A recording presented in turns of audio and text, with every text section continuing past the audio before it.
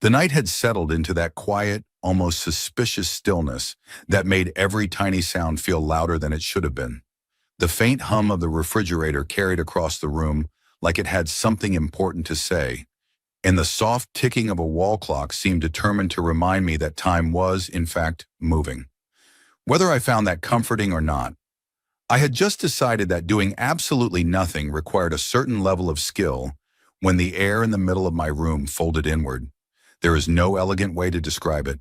One moment, empty space. The next, reality behaving like it had made a mistake and was trying to fix it mid-sentence. A circular distortion formed, shimmering like heat rising from asphalt, except it wasn't rising, and it definitely wasn't supposed to be there. It hummed, a low mechanical vibration that I felt more in my bones than in my ears. I stared at it for what I believe was an appropriate amount of time for someone witnessing the laws of physics resign from their position. "Okay," I said out loud, mostly to prove I still existed. "That's new."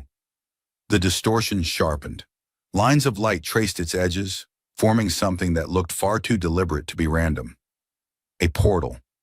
I knew that word immediately, which was both comforting and deeply concerning, because if my brain could name it, it meant I had already accepted it.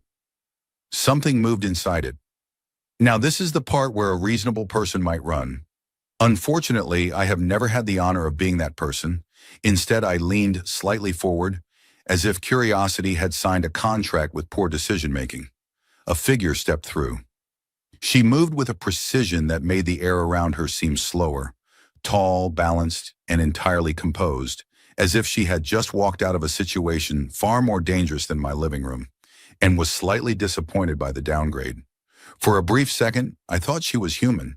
Then I noticed her ears, long, elegant, slightly curved backward, like a detail reality had added, just to make sure I didn't misunderstand. She stopped. Her eyes scanned the room in sharp, calculated movements. Every corner, every object, including me, especially me.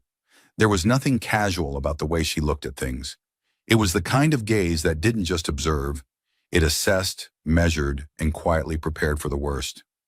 I, on the other hand, was holding a piece of bread I had forgotten to eat. We stared at each other. She said something. It was fast, structured, and carried a tone that felt like a command dressed up as a question. I understood exactly none of it, which, to be fair, was expected. What I didn't expect was the small device on her wrist lighting up immediately afterward, projecting faint symbols into the air. The symbols rearranged themselves rapidly, flickering like they were arguing over what to become. Then in a slightly distorted voice, the device spoke. "State your allegiance or be categorized as a potential threat." I blinked. "Okay," I said slowly, setting the bread down like it might escalate the situation. "I feel like there are only wrong answers to that." She narrowed her eyes slightly, not out of confusion, but calculation. The device flickered again. "Unregistered environment," it translated. "Hostile probability, uncertain." "That's fair," I replied. "I'm also uncertain." She took a single step forward. It was not an aggressive step, but it carried weight. Purpose. The kind of step that suggested she could cross the room in a second if she needed to. I resisted the urge to take a step back, mostly because my legs had decided they were no longer part of the decision-making process. Her gaze dropped briefly to the objects around her. The table, the chair, the entirely unimpressive state of my room. There was a pause, and for the first time, something almost like confusion crossed her expression. "You live here?" the device translated. I glanced around, as if seeing it for the first time myself. "Yes," I said. "This is the official headquarters of doing nothing." She looked back at me. There was a long silence.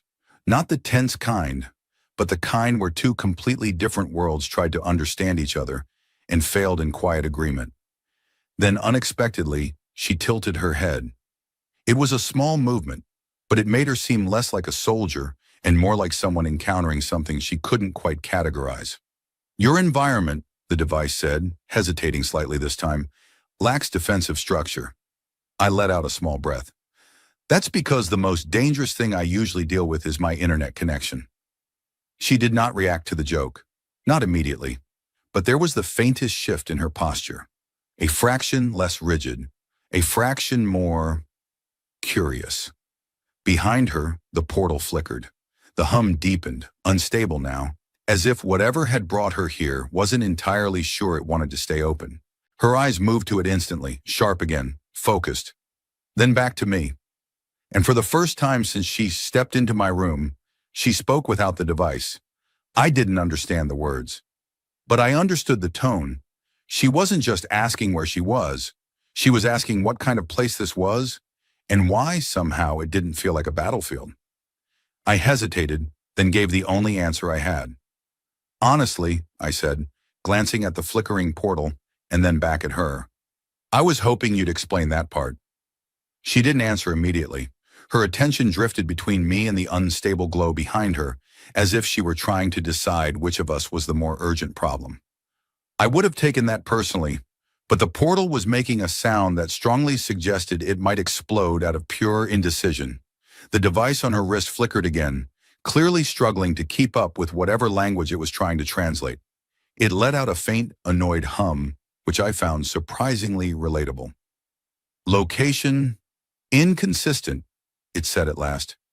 Dimensional alignment, incorrect. I nodded as if that clarified everything. Ah, yes, I was worried it might be something serious. Her eyes narrowed slightly. That was the first time I realized something important. She wasn't confused in the same way I was. She was confused the way someone gets confused when a weapon doesn't behave as expected. Calm, focused, and just a little bit irritated. She stepped closer to me. Not aggressively, but close enough that I could see the faint details of her armor. Smooth, layered plates that seemed to shift subtly with her movements like they were alive or at least pretending to be. Small lines of light ran across the surface, pulsing softly, responding to something I couldn't see. You, the device translated, pausing as if it didn't fully trust the word. Are civilian? I hesitated. I believe so.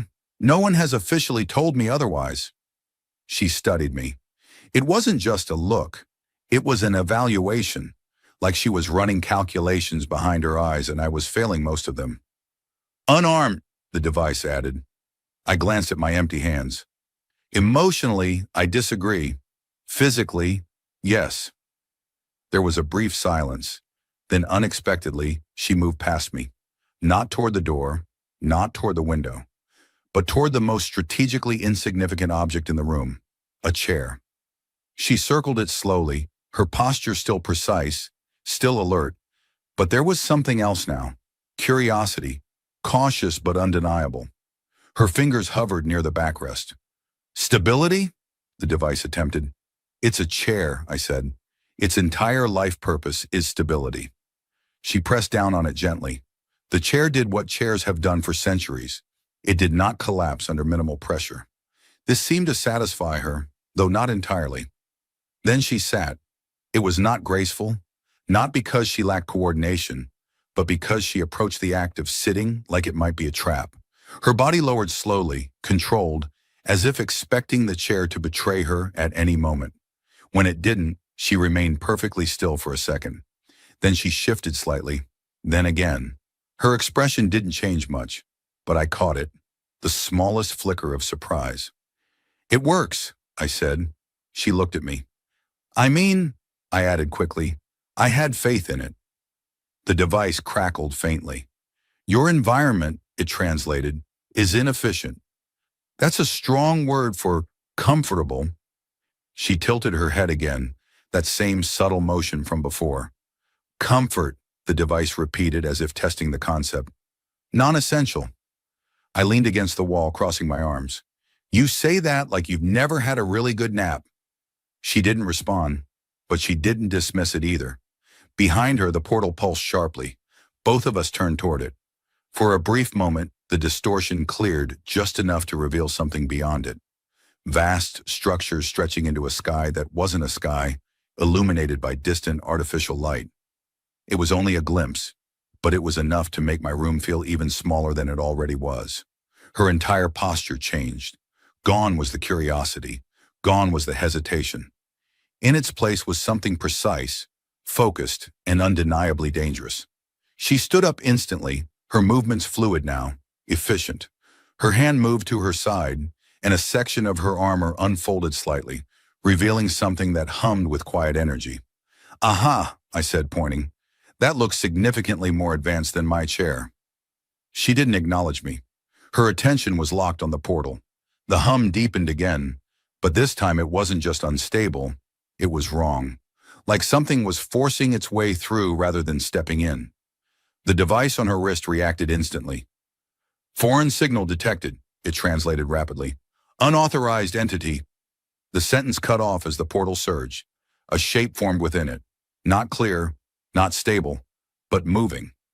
I took a step back. "Okay," I said, raising a hand slightly. "I feel like this is where things stop being a strange but manageable evening and start becoming a problem." She didn't look at me. "Stay behind me," the device said. It was the first time her tone, even through the translation, sounded less like a command and more like concern. I blinked. "Behind you?" I repeated. I was planning on being behind several walls, but sure, we can start with that. The shape inside the portal shifted again, more defined now. She adjusted her stance, every movement precise, calculated. And for the first time since she arrived, I realized something that should have been obvious from the beginning. She hadn't come here to explore. She had come here from something, and whatever it was, it might have just followed her. The shape inside the portal didn't rush. That was the first unsettling detail. It moved with a slow, deliberate certainty, as if it had all the time in the universe and knew we did not. I leaned slightly to the side, trying to get a better look without accidentally volunteering as the first point of contact. "That doesn't look friendly," I said quietly. She didn't answer, but the faint shift of her stance suggested she agreed. The armor along her arms adjusted again, small segments sliding into place with soft mechanical clicks, like a system preparing itself for something it had already calculated. The device on her wrist struggled to keep up, its voice flickering between clarity and distortion. "Target, undefined. Signature, fragmented." "Great," I muttered. "Even your advanced alien technology is confused. That makes me feel significantly worse." The portal surged. For a brief second, everything sharpened. The edges, the light, the shape within. I caught a glimpse of something angular, artificial, and very much not designed with comfort in mind. Then it blurred again, as if reality itself refused to fully accept it. She took one small step forward, not toward it, into position. I noticed her breathing didn't change. Not faster, not heavier, just steady, controlled. Like this was familiar territory for her, even if the environment wasn't. "You've done this before," I said. Her eyes flicked toward me for the briefest moment, then back to the portal. "Yes," the device translated. I nodded slowly. "That's not reassuring." The shape moved again. This time something extended from it, a thin mechanical limb, segmented and precise, pushing through the unstable edge of the portal like it was testing the boundary. It didn't fully emerge. It just reached. The air in the room shifted. I felt it before I understood it. A subtle pressure, like the atmosphere had decided to become heavier without asking permission. The lights flickered once, twice, then stabilized, though they seemed dimmer now. I took another step back. "Okay," I said, raising both hands slightly. "I don't want to overreact, but I feel like that thing reaching into my living room is generally a bad sign." She didn't move, but her hand did. The section of her armor that had opened earlier shifted again, revealing a compact device that pulsed with a soft blue light. It didn't look like a weapon in the traditional sense, which somehow made it more concerning. The mechanical limb twitched, then it extended further. The moment it crossed fully into the room, something changed. The portal stabilized slightly around it, as if the presence of the object gave it something to hold on to. "Containment failure," the device warned. "Yeah, I was getting that impression," I replied. The limb rotated, scanning.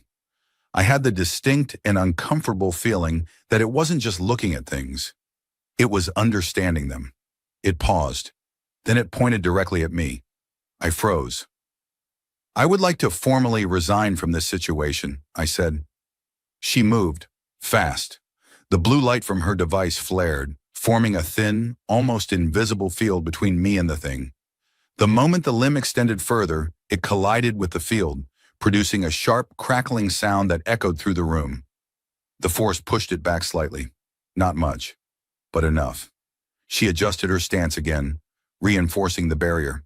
The light intensified, its edges becoming more defined now, like a surface stretched tight between 2 points. "Stay behind me," the device repeated. "I am behind you," I said quickly, "emotionally and physically." The limb twitched again, this time more aggressively. It struck the barrier. Once, twice. Each impact sent a ripple through the field, the blue light distorting under the pressure. I could see it now, the strain. Whatever that thing was, it wasn't just testing the boundary anymore. It was trying to break through it. She remained steady. But I noticed something else. A small flicker along her armor. A brief, almost imperceptible delay in its response. "Hey," I said, trying to keep my voice calm despite the situation actively disagreeing with that plan. "I don't want to question your expertise here, but is that thing supposed to be winning?" "It is adapting," the device replied. "Fantastic. I hate when things do that." The limb retracted slightly. For a moment, everything went still. Too still. I narrowed my eyes. "That feels like a setup." She didn't respond, but her posture tightened. Then it happened. The limb split. Not physically, but functionally. Segments unfolded, rearranging themselves into something sharper, more efficient.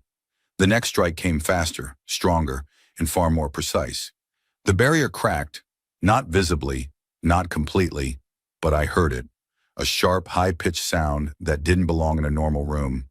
Her expression shifted. Not fear, not panic. Calculation. She adjusted her grip on the device, redirecting the energy, reinforcing weak points as they formed. But it wasn't enough. Another strike. The crack deepened. I looked around, as if the solution might be casually sitting on a shelf somewhere. "Okay," I said. "I don't suppose there's a simple turn it off button for that thing?" No answer. Another strike. The barrier flickered violently. I swallowed. "Right. Of course there isn't." The limb pulled back again, and this time I knew. It wasn't testing anymore. It had figured it out. She took a breath. Just one. Then she spoke again, without the device. I didn't understand the words, but I understood the tone. This wasn't a warning. It was a decision. The blue light around her device shifted, changing shape, becoming sharper, more focused. The barrier thinned, condensing into something more concentrated. A weapon. I blinked. "Oh," I said quietly, "that's new." The limb surged forward, and this time, she didn't block it. She moved at the exact moment the limb crossed the threshold, not away from it, into it.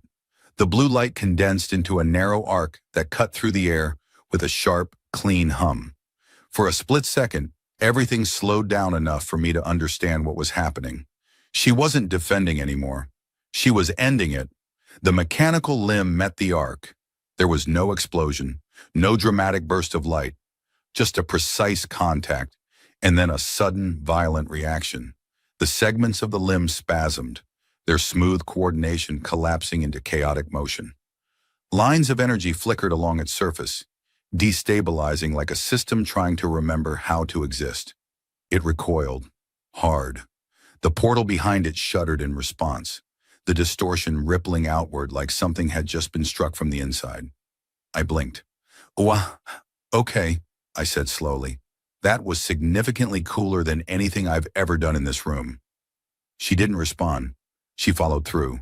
The arc shifted in her hand, changing shape mid-motion, becoming something sharper, more focused. She stepped forward again, closing the distance before the thing could recover. The precision of it was almost unsettling. Every movement calculated, every angle deliberate. The limb tried to retreat. She didn't let it. The blade of light cut across the joint where the segments connected, and this time the reaction was immediate. A harsh, metallic sound tore through the room as the limb severed cleanly, the detached section collapsing onto the floor with a heavy, unnatural weight. The remaining portion snapped back into the portal. The room went quiet. Not normal quiet. the kind of quiet that comes after something very loud decides to stop. I stared at the piece on the floor. It twitched. Absolutely not, I said, taking a step back. That is not something I'm emotionally prepared to deal with. She didn't lower her weapon. Her gaze stayed locked on the portal, watching, waiting. The arc of light in her hand pulsed softly, its intensity fluctuating as if it were adjusting to something only it could detect. The portal flickered again, but this time it didn't stabilize. It faltered. The edges lost their sharpness, the light dimming unevenly, like a signal breaking apart under pressure. Whatever had tried to come through, whatever had reached into the room, was no longer in control. I exhaled slowly. That seems like a positive development. The device on her wrist struggled back to life, its voice distorted but functional. Intrusion, repelled, signal, collapsing. Good, I said quickly. Let's keep it that way. She remained still for a few seconds longer. Then slowly, the tension in her posture eased. Not completely, but enough. The arc of light in her hand dimmed, retracting back into the device with a soft, controlled motion. The armor along her arm shifted again, sealing itself seamlessly, as if the weapon had never existed at all. I glanced at the floor again. The severed piece of the limb had stopped moving. Mostly, it gave one final weak twitch. I pointed at it. Is that normal? She looked down at it for the first time since the fight ended. Her expression didn't change much, but there was something there. Recognition, maybe, or understanding. Residual activity, the device translated. Temporary. Temporary is my least favorite kind of activity, I replied. She stepped closer to it. I immediately took another step back. Just to be clear, I said, raising a hand slightly. If that thing does anything unexpected, I will be leaving. Quickly, possibly through a wall. She ignored me. Carefully, she crouched down, her movements slower now, more deliberate. A small section of her armor opened again, revealing a faint scanning light that passed over the object in a smooth, controlled sweep. The light flickered, paused, then intensified. The device emitted a sharp tone. Unknown design, it said.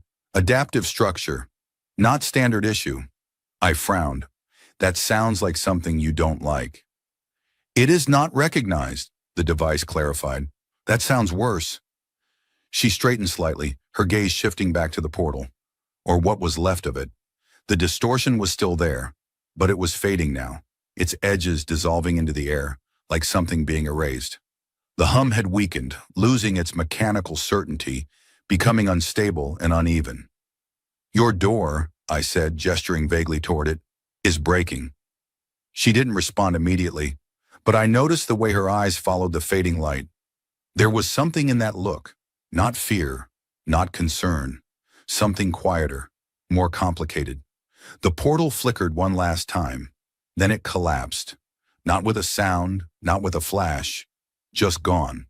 The space it occupied returned to normal, as if it had never been disturbed. The room felt smaller again.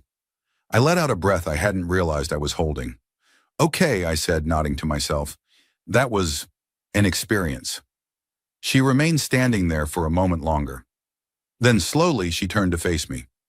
Really face me this time. Not as a variable, not as a potential threat, but as something else entirely. I shifted slightly under her gaze. So, I said, attempting a casual tone that did not match the situation at all. Good news is, the scary mechanical thing is gone. Bad news is, I think you're still here. The device flickered. Correct, it translated. I nodded once. Right. Just wanted to confirm. She studied me again, but this time, it wasn't an evaluation. It was something closer to curiosity, and for reasons I couldn't fully explain, that felt more dangerous than anything that had just come through the portal. She didn't move for a while after the portal disappeared. The room had returned to its usual, unimpressive normality, but she stood there like the normality itself was suspicious. I cleared my throat. So, welcome, I said, gesturing vaguely around. This is the part where I would usually offer tea, but I feel like that might accidentally start another interdimensional incident. The device flickered, then translated with a slight delay. Offer beverage. Yes, I said, relieved that something made sense. Non-threatening liquid, traditionally consumed during confusion. She considered that, actually considered it. Her eyes moved briefly toward the kitchen area, then back to me, as if she were evaluating the risk level of boiling water. One are acceptable? The device decided. I blinked. That might be the most polite thing anyone has said to me today. I moved carefully, very aware that I was now sharing my space with someone who had just cut through an alien machine like it was a minor inconvenience. I filled a kettle, placed it on the stove, and tried not to look like I was overthinking every movement. Behind me, I could feel her watching, not in a threatening way, but definitely not in a relaxed way either. So, I said, glancing over my shoulder, you fight things that come through portals often? Yes. Good, I nodded. Good. That's a very comforting answer. The kettle began to heat, the soft rising sound oddly grounding after everything that had just happened. I leaned slightly against the counter. You said your location was wrong, I continued. That means you didn't mean to come here. Correct. Great, I said. That makes two of us. She didn't react to the humor, but there was that same slight shift again, barely noticeable, like her understanding of the situation was adjusting in small increments. I poured the water into 2 cups, paused, then frowned. Actually, do you even drink this? She stepped closer, watching the steam rise with a focused intensity that suggested she was analyzing it rather than appreciating it. Thermal vapor, the device translated. Safe. That's one way to describe tea, I said. I handed her a cup. She didn't take it immediately. Instead, she scanned it. Of course she did. The faint light from her armor passed over the surface, analyzing, measuring, probably concluding that my tea-making skills were below interstellar standards. Finally, she accepted it. Her grip was careful, controlled, as if she expected the cup to suddenly become dangerous. She raised it slightly, paused, then took a small sip. There was a moment of stillness. Then, for the first time since she had entered my room, her expression changed. Not dramatically, but enough. Unusual, the device said. I smiled. That's the nicest thing anyone has ever said about my tea. She looked at the cup again, then at me. Non-combat activity, the device added. I nodded. Yes, we do a lot of those here. It's kind of our specialty. She took another sip. This time there was less hesitation. I watched her for a moment, then gestured toward the chair she had inspected earlier. You can sit again, you know. It's still stable. I haven't sabotaged it while you weren't looking. She glanced at the chair, then at me. Then slowly she sat down again. This time it was smoother, still cautious, but less like she expected betrayal. I sat across from her, holding my own cup, suddenly very aware of how strange this entire situation was. So, I said, you're a warrior. You fight things. You travel through portals. And now you're stuck in a place where the most advanced technology is my kettle. She tilted her head slightly. Assessment. Accurate.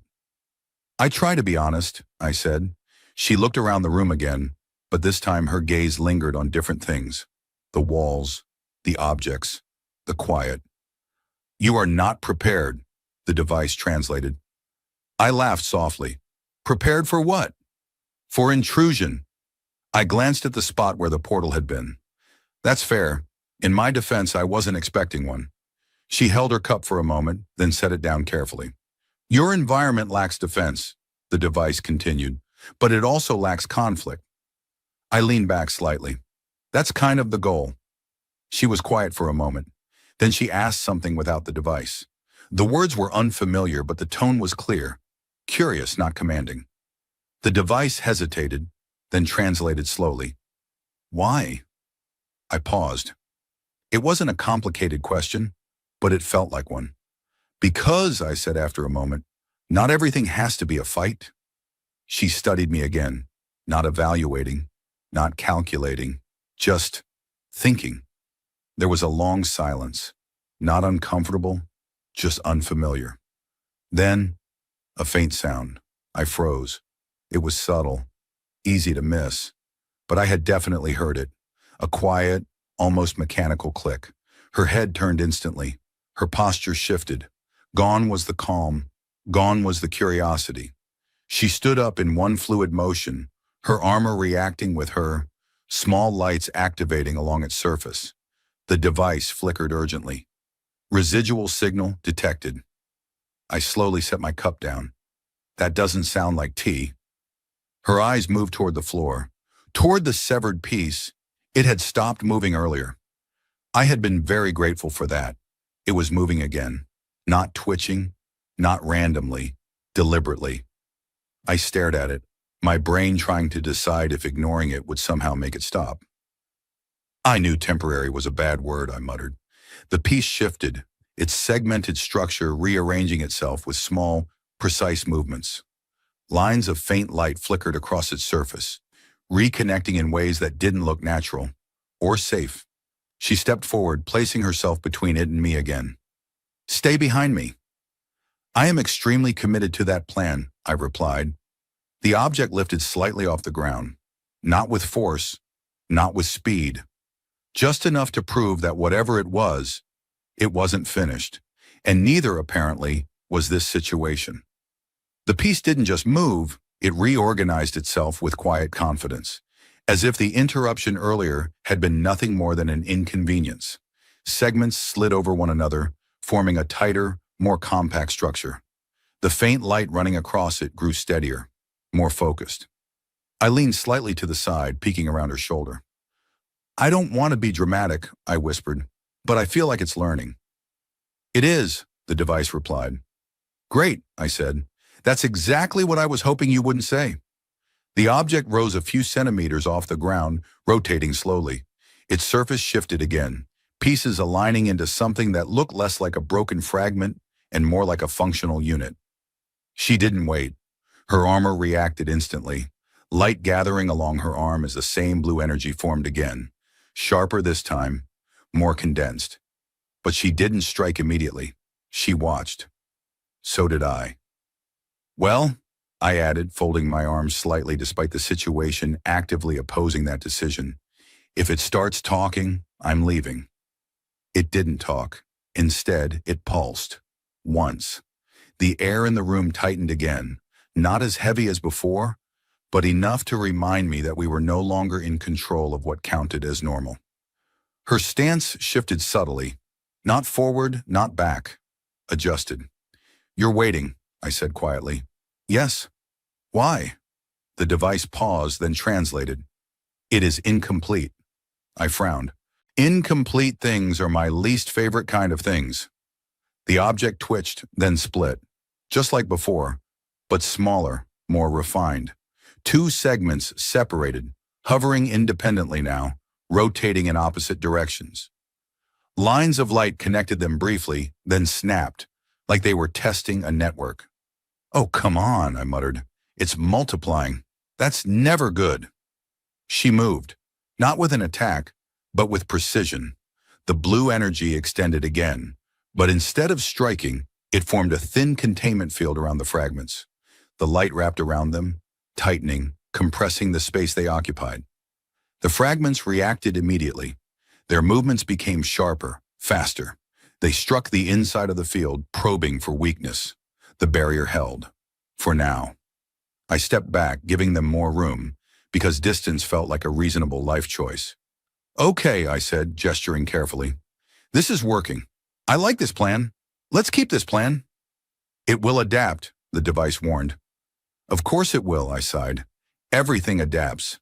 I barely adapted to waking up today." The fragments shifted again. This time, they stopped striking. They went still, completely still. I narrowed my eyes. "I don't trust that." She didn't respond, but I saw it. The slight tightening of her grip, the micro adjustments in her stance. She didn't trust it either. Then the light between the fragments returned, not random, not unstable, focused. A thin line connected them, pulsing with increasing intensity. I pointed. "That looks important." I feel like that's important. It is forming a link, the device translated. Can we not let it do that? She moved instantly. The blue field contracted sharply, cutting through the connection before it could stabilize. One of the fragments jerked violently, its rotation breaking, its structure faltering. The other reacted. It surged forward inside the field, striking with sudden force. The barrier flickered, distorting under the impact. I flinched. Okay, I liked it better when it was confused. She adjusted again, reinforcing the containment. The energy field tightened further, compressing the space around the fragments until their movements became restricted, slower, less coordinated, but not stopped. The damaged fragment began to destabilize, its light flickering erratically. The other tried to compensate, shifting closer, attempting to reconnect. They're trying to fix each other, I said. Yes, that's surprisingly cooperative for something that tried to destroy us. They are not cooperating, the device corrected. They are completing a function. I paused. That's less comforting. The fragments pulsed again, but weaker this time. The connection failed to form. The damaged piece flickered once more, then dimmed, completely. The other fragment slowed. Its movements lost precision, its structure loosening slightly, like a machine that had suddenly forgotten its purpose. She didn't hesitate. The blue energy condensed into a narrow point and struck. Clean, direct. The remaining fragment collapsed inward, its structure folding into itself before the light vanished entirely. Silence. Real silence this time. I exhaled slowly, realizing I had been holding my breath again. Okay, I said, nodding to myself. I'm starting to think your presence here is actually a good thing. She lowered her arm, the energy retracting back into her armor. The faint glow along its surface dimmed, returning to its earlier, calmer state. She looked down at where the fragments had been. Nothing moved, nothing pulsed. Nothing tried to become something else. I took a cautious step forward. So, is it done? She didn't answer immediately. Instead, she scanned the area again, her armor emitting a soft, almost inaudible hum. The light passed over the floor, the walls, even me briefly. I raised a hand. Just so you know, I'm still harmless. The device flickered. No active threat detected. I nodded. That's my best quality. She straightened slightly, her posture shifting again. Less rigid now, less immediate. The urgency had faded, not completely, but enough. I glanced around the room, taking in the normal objects that somehow felt different now. The chair, the table, the cups of tea we had abandoned mid-crisis. You know, I said, picking up my cup again, this might be the most eventful tea I've ever had. She looked at the cup, then at me. Then slowly she reached for hers again. She took a sip. This time there was no hesitation. I smiled slightly. See? Not everything here is a threat. She studied me for a moment. Then quietly she spoke again without the device. I didn't understand the words, but I understood the tone. It wasn't a question, and it wasn't a command. It was something else. Something closer to agreement. I nodded even though I wasn't entirely sure what I was agreeing to. Yeah, I said. I think I get it. And for the first time since she arrived, the room didn't feel like it was waiting for something to happen. It just felt still, not empty, not tense, just still. Like for a brief moment, two completely different worlds had decided to pause at the same time. The quiet didn't last forever. It never does. The first sign was subtle, a faint shimmer in the same place where the portal had previously existed. Not a violent tear this time, not unstable, controlled, measured. I looked at it, then at her. Please tell me that's supposed to happen. She was already watching it. Yes, that's the best possible answer you could have given. The shimmer grew, forming a clean, circular edge. The hum returned, but it was different now, steady, precise, like a system that knew exactly what it was doing. No flickering, no hesitation. Her posture changed, but not into a defensive stance, into something resolved. I felt it immediately. You're leaving. It wasn't really a question. She looked at me, not past me, not through me, at me. Yes, the device translated, softer this time. I nodded slowly. Right, of course you are. That makes sense. You probably have more important things to do than drink tea in a room that isn't prepared for interdimensional incidents. She didn't react to the humor, but there was something in her expression, something quieter than before. The portal stabilized completely, its surface revealing a glimpse of her world again, structured, vast, alive in a way that made my room feel like a pause between events. I crossed my arms, then uncrossed them, then decided standing still was the safest option. So, I said, before you go, I feel like I should ask, does this kind of thing happen often? No. That's comforting, I said. For me, not for you. She stepped closer to the portal and then stopped, turned back. That caught me off guard. I had expected a clean exit, efficient, final. That seemed more like her. Instead, she hesitated, just for a moment. You, the device said, struggling slightly, are unprepared. I smiled faintly. I've been told that. She tilted her head, and that same small motion from before. But Anu, you remained. I blinked. It took me a second to realize what she meant. I glanced at the spot where the fragments had been, then at the chair, the cups, the room that had somehow held all of this without breaking. I didn't really have a plan, I admitted. Leaving didn't feel like it would help. She studied me, not like a variable, not like a problem, like something she was trying to understand in a different way. You did not fight, the device added. I shrugged slightly. That's more your thing. A brief pause, then, you supported. I let out a small breath, almost a laugh. I tried not to get in the way. That is, effective. I smiled. I'll take that as a compliment. She looked at the room one last time, then back at me.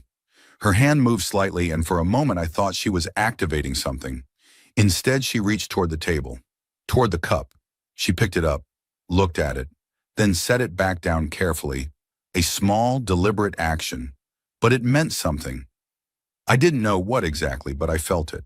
The portal hummed softly behind her, stable, waiting. I cleared my throat.